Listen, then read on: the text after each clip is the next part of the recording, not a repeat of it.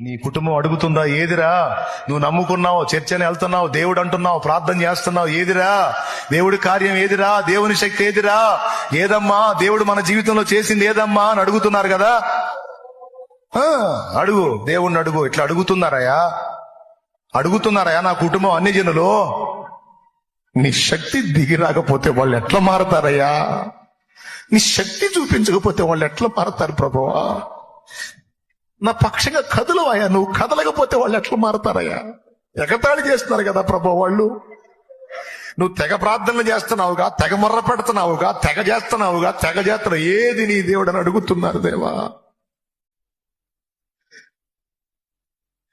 నీ శక్తి కావాలయ్యా, నీ శక్తి రావాలయ్యా, ఒరిజినల్ గా రావాలయ్యా.